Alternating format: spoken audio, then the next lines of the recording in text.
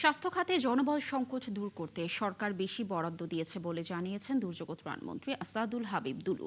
বৃহস্পতিবার বিকেলে Rangpur medical college হাসপাতাল পরিদর্শন শেষে তিনি একথা বলেন। ত্রাণমন্ত্রী আরও বলেন, আগামী 2 মাসের মধ্যে রংপুর মেডিকেলে 10টি আইসিইউ শয্যা বাড়ানো, কেবিন সংকট দূর করা, হাসপাতালে ওষুধ ও যন্ত্রপাতি সরবরাহ, নিরাপত্তা জোরদার করা সহ নানা সংকট দূর করে চিকিৎসা ব্যবস্থার উন্নতি করা হবে। সরকারের স্বাস্থ্য খাতের উদ্যোগ বাস্তবায়ন হলে বিভিন্ন হাসপাতালের সমস্যা দূর হবে বলেও জানান তিনি। এই স্বাস্থ্যসেবা এবং শিক্ষা খাতটাকে সর্বাধিক গুরুত্ব দিচ্ছে এবং তার নির্দেশনা নিয়ে আমরা কাজ করতেছি। এখানে আমরা যত সমস্যা আজকে শুনেছি, আপনারা দেখেন যে দীর্ঘ প্রায় 4 ঘন্টা আমি বৈঠক করেছি, অনেক আলোচনা হয়েছে।